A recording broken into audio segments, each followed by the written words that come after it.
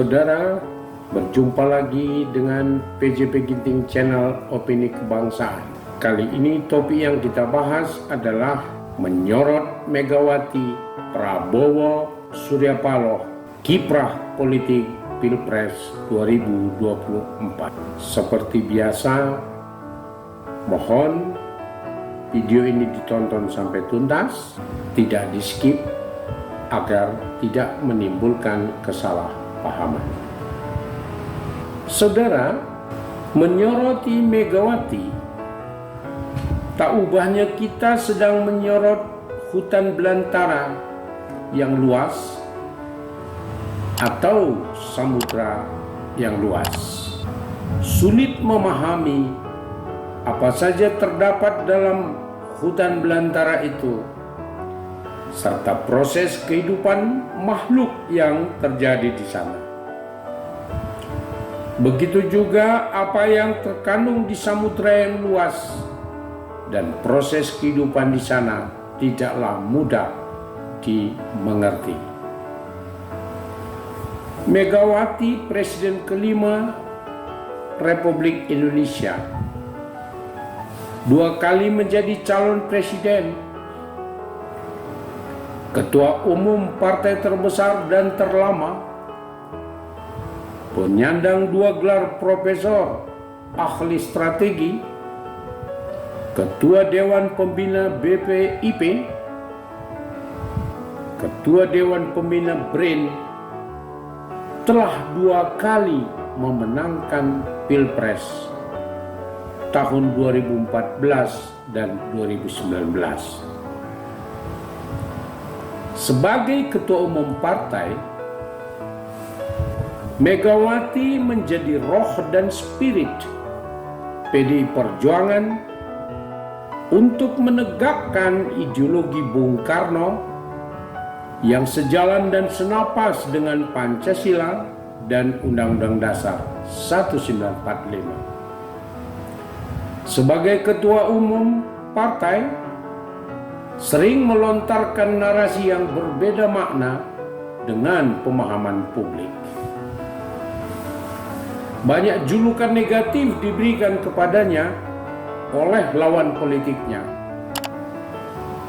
tapi bermakna dewi oleh para kader dan pendukungnya. Megawati sebagai ketua umum partai berhasil mengkonsolidasi seluruh struktur partai dan kader-kader dalam satu nafas dan aksi gerakan.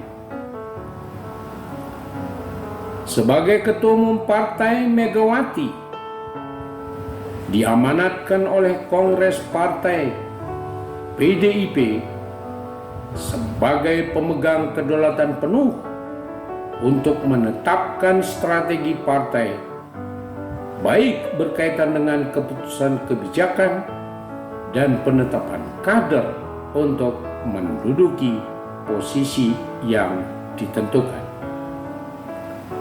Dalam Pilpres 2024, Megawati sesuai amanat partai diberi mandat penuh untuk menetapkan nama kader menjadi calon presiden atau calon wakil presiden.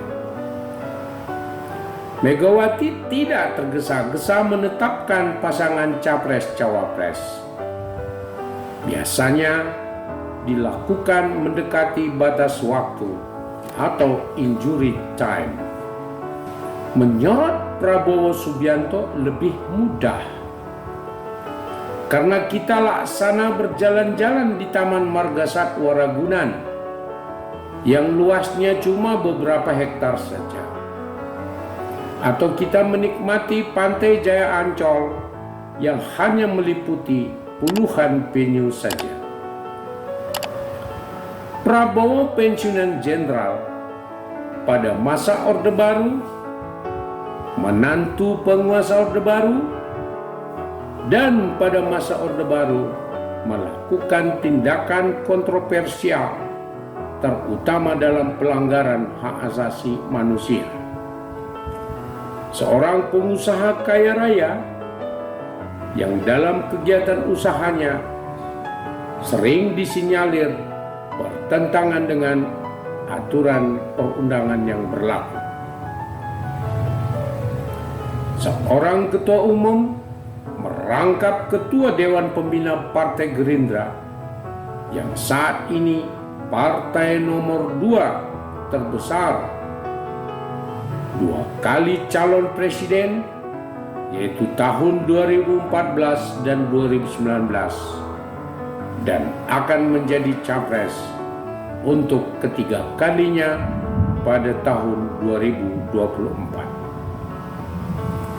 Saat ini sebagai Menteri Pertahanan, prestasinya diragukan.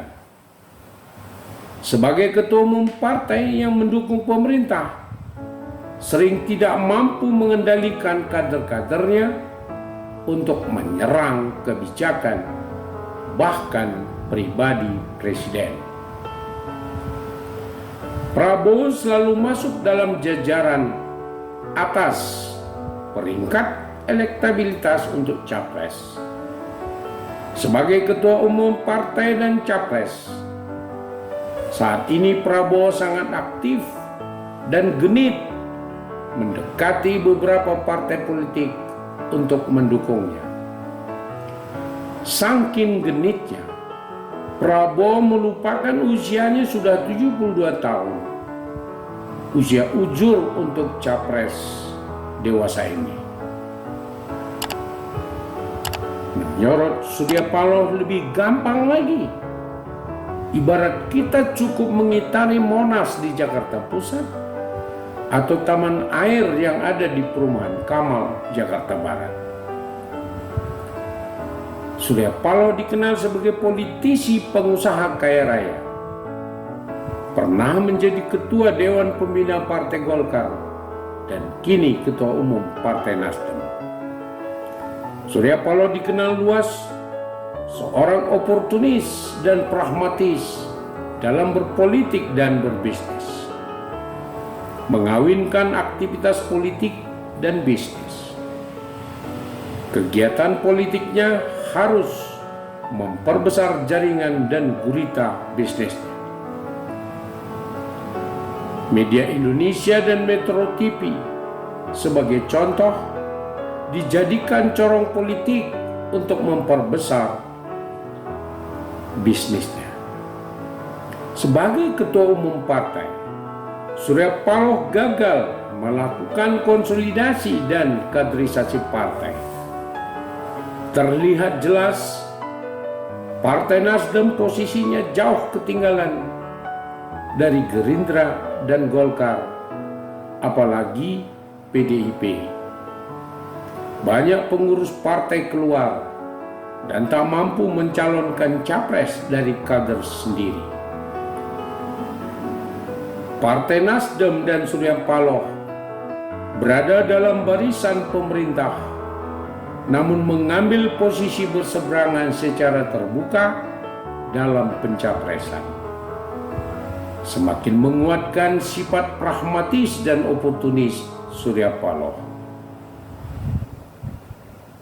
Menyoroti ketiga ketua umum partai ini memberikan gambaran kepada kita potret politik jelang Pilpres tahun 2024. Ketiga ketua umum ini adalah titik pendulum penetapan capres-cawapres.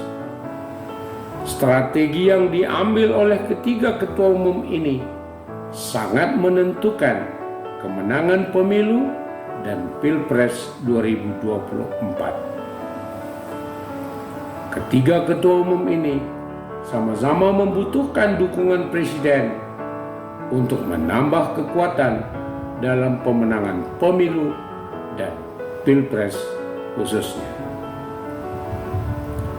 Opini kebangsaan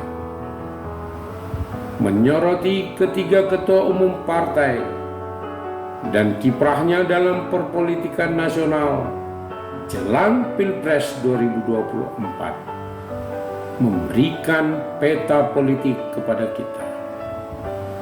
Tahun 2024 Capres-cawapres muncul 3 kubu dengan warna politik yang berbeda. Kita berharap Pilpres tahun 2024 mampu memperkuat demokrasi sekaligus memperkuat persatuan bangsa.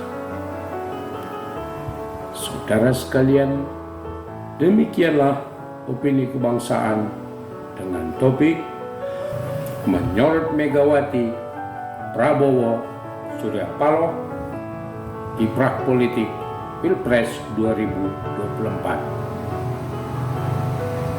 Saudara, mohon dukungan, subscribe, like, komen, dan share, serta bunyikan lonceng notifikasi agar kami tetap dapat memproduksi video-video kami dan mengirimkannya kepada Anda.